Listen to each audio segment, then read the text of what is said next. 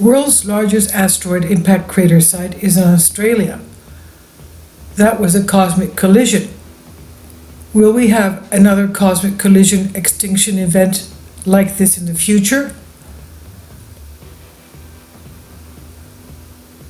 This crater is just about 10 kilometers diameter.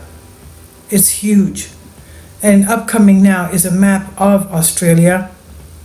It's just one of the areas of the world that was impacted. Look at all the impact sites that have already been found. Ancient. And there are, of course, more in Russia, in Canada, in Europe, in the United States, Africa, Latin America, everywhere in the world. So we see that not long ago, asteroid impacts were not considered as a significant factor in the evolution of the Earth, following the late heavy bombardment which pummeled inner solar system around 3.8 billion to 3.9 billion years ago. Asteroid impacts were generally regarded as minor events.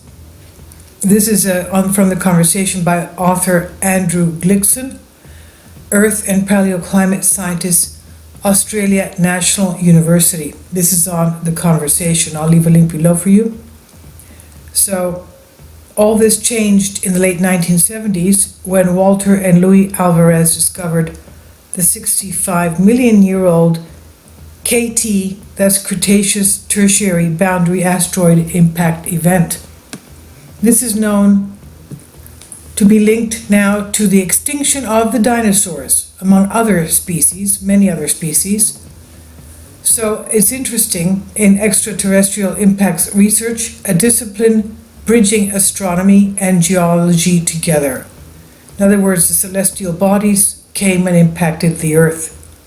So out of the astronomical came the bodies of the solar system, came changes to our Earth by the impacts of Earth. They soared when this research soared when the spectra of dinosaur escaping asteroid impact ignited flames was transformed from science fiction to science fact. And as we stated in various videos previous to this one, an asteroid impact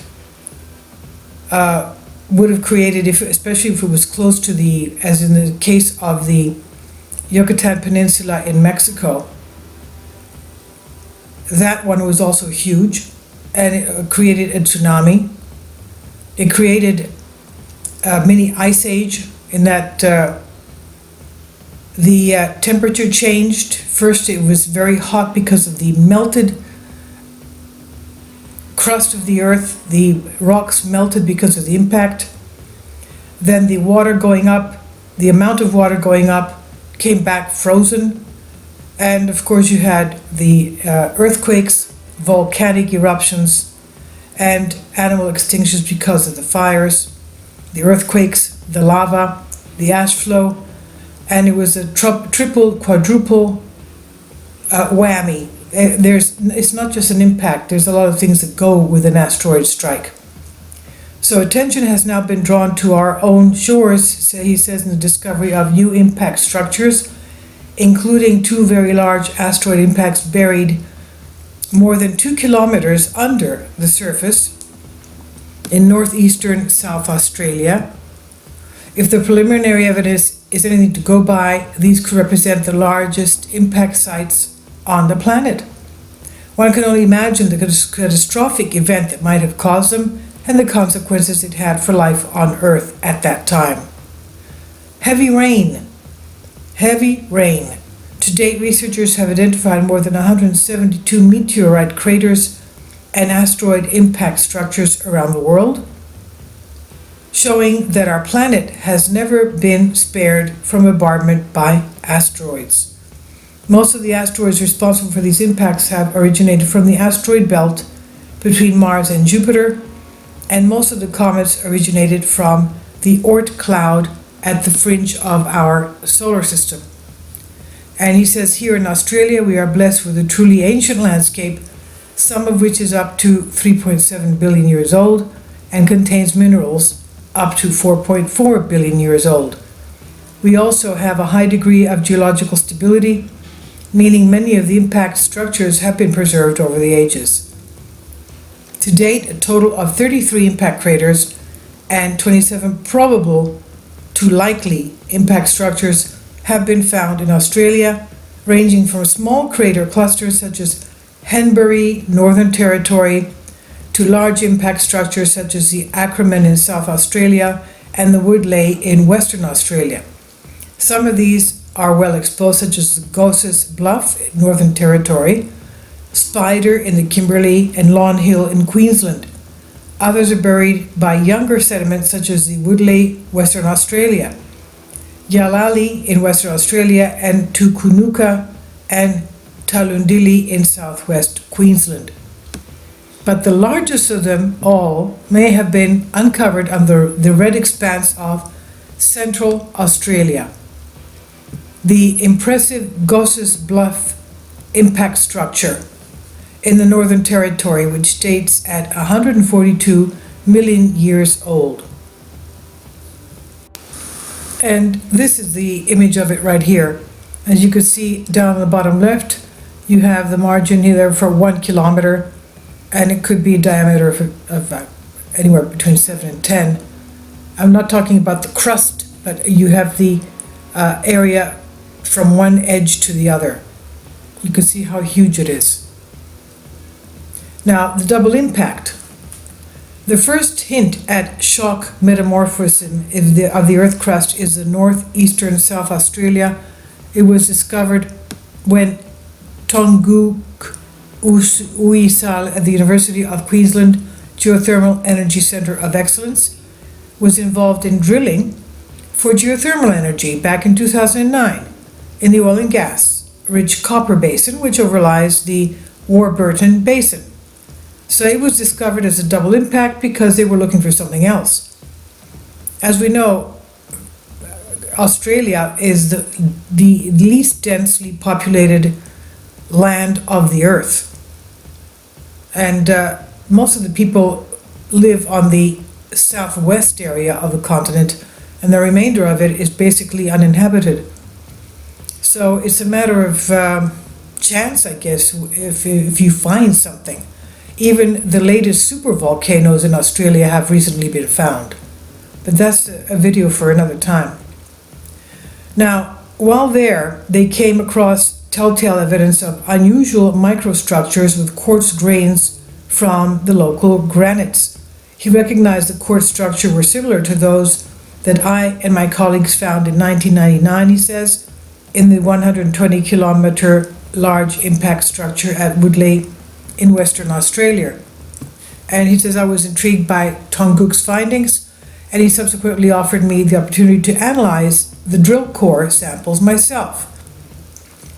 So starting in 2010, I spent many months studying drill core samples from the Warburton Basin using three-dimensional optic microscopy scanning electron microscope.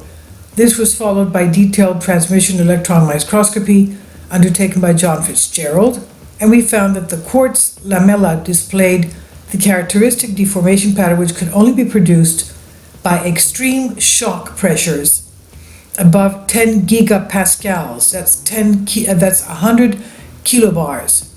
To put this in perspective, these levels are much greater than the pressures at the base of the continental crust at 30 kilometers to 50 kilometers beneath the Earth's surface. Analysis of the Warburton sample suggests shock pressures of between 10 and 20 gigapascals, which can only be produced by an impact by a large asteroid or a comet.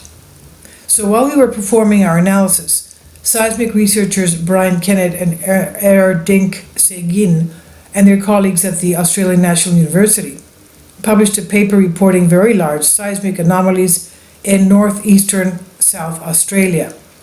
These anomalies coincide with the region where we found shock features in quartz crystals. So you see, it was an impact, and together after that, of course, the impact, they had seismic anomalies. They had earthquakes, and they obviously, not only earthquakes, but everything else that goes with it.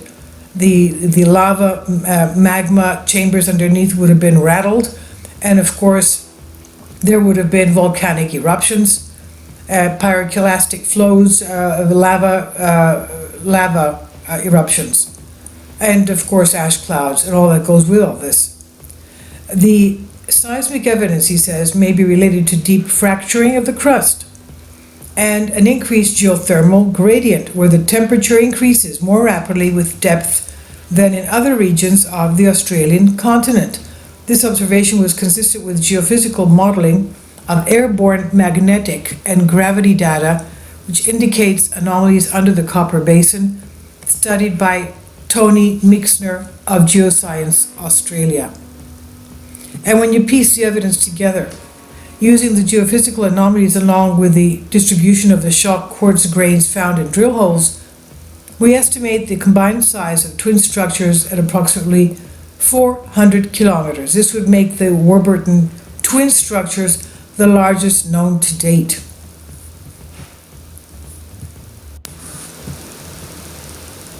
So piecing the evidence together, using the geophysical anomalies along the distribution of shocked quartz grains found in drill holes, we estimate the combined size of the twin structures at approximately 400 kilometers, making them the largest known to date twin structures, but we are yet to pinpoint the age and the consequences of the Warburton twin impacts.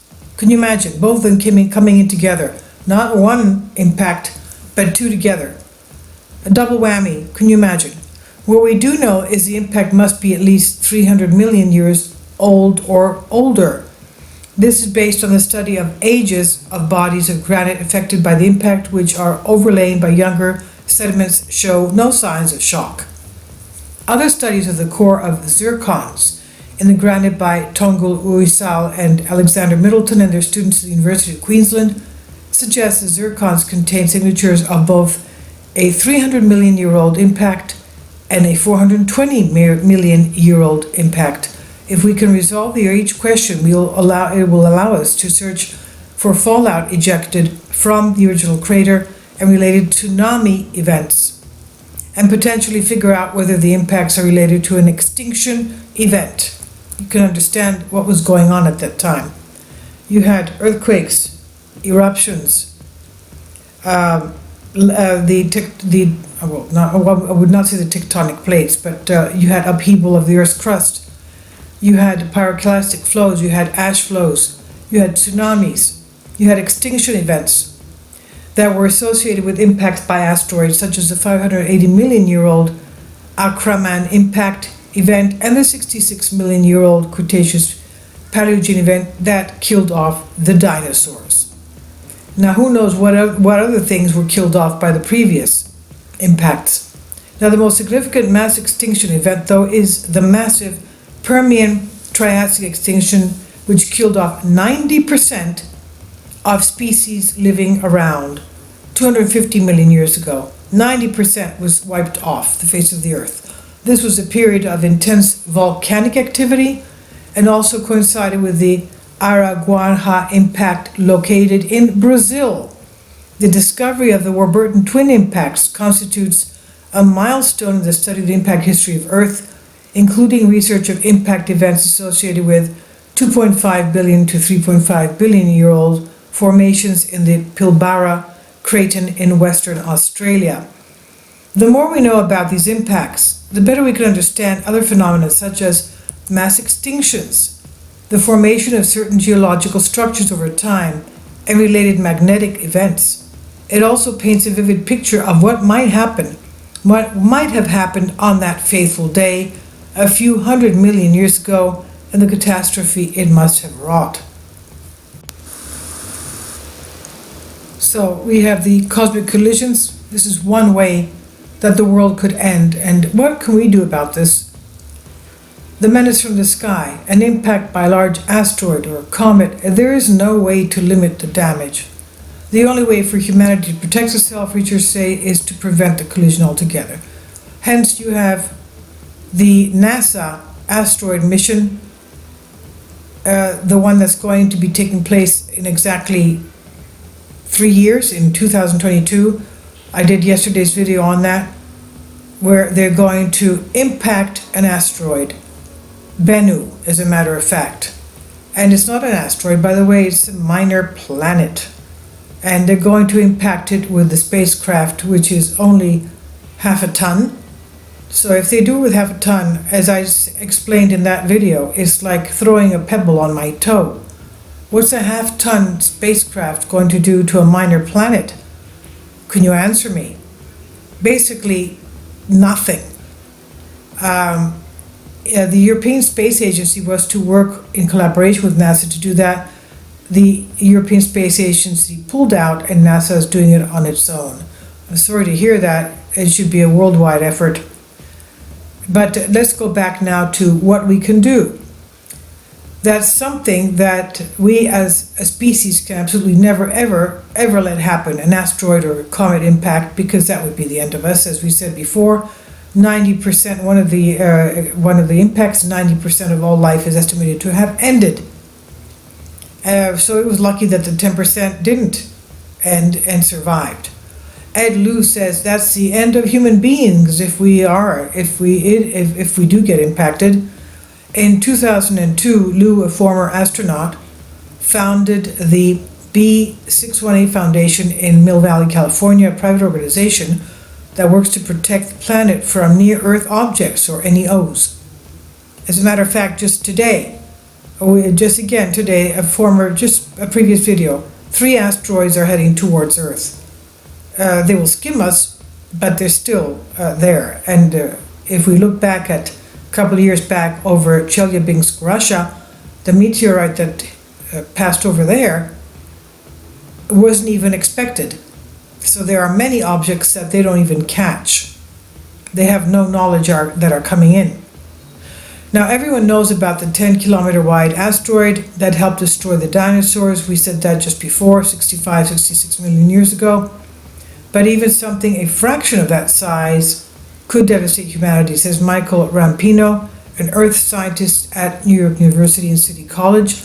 The impact site would be obliterated, and massive earthquakes, tsunamis, volcanic eruptions, etc. could radiate across the planet.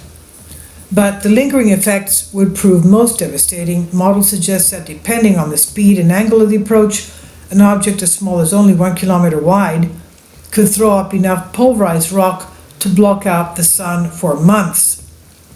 And the impacts that we saw in Gross Bluff in Australia was at least 10 kilometers wide in diameter.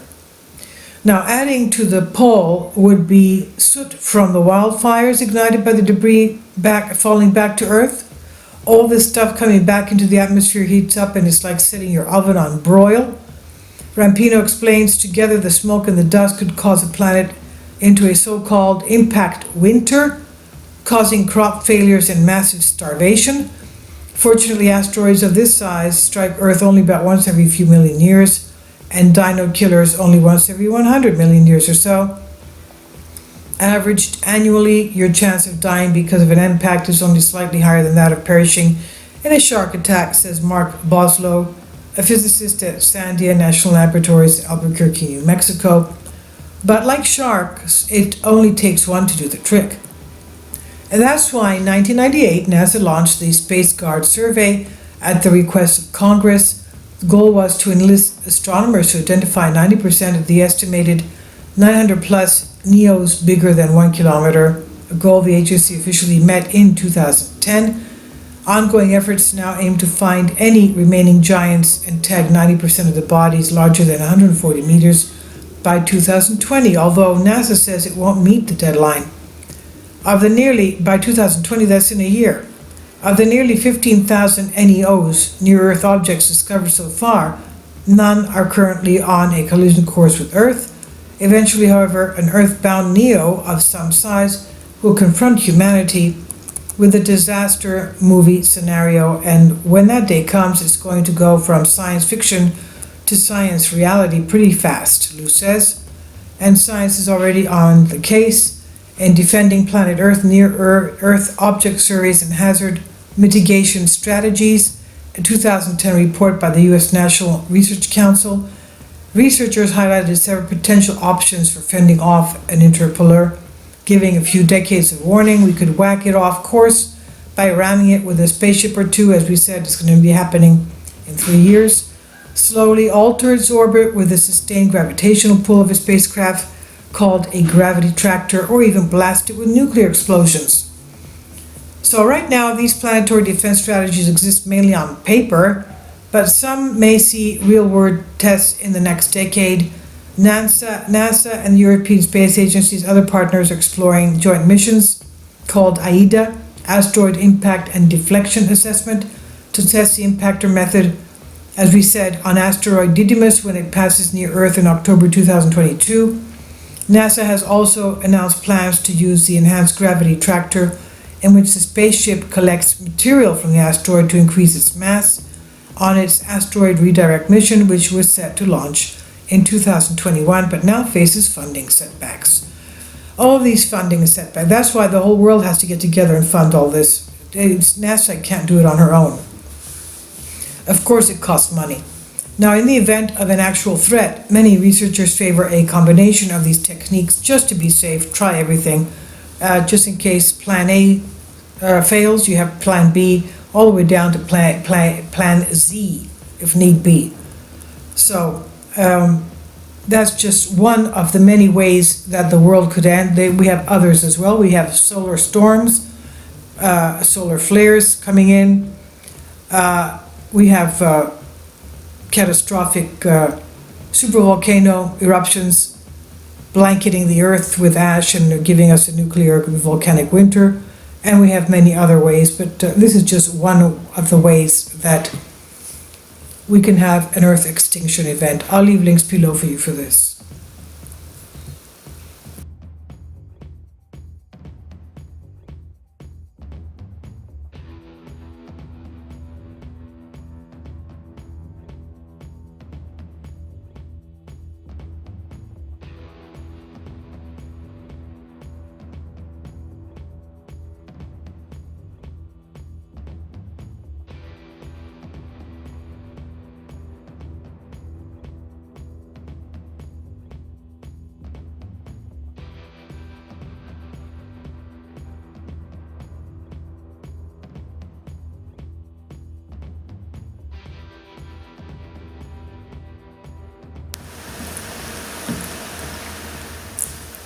If you'd like to join me on my Patreon account, you will hear content not covered by mainstream media. These riveting stories will be based on my research, and I will state my opinions and give my personal insight on diverse and controversial subjects and world events not covered by mainstream media, and not supported by YouTube guidelines. So whatever I have on my Patreon, most of those will not be on my YouTube channel. Please consider becoming a member today. More of the most significant and important videos will be on my Patreon channel. Your support helps me to continue my research and keeps this YouTube channel alive.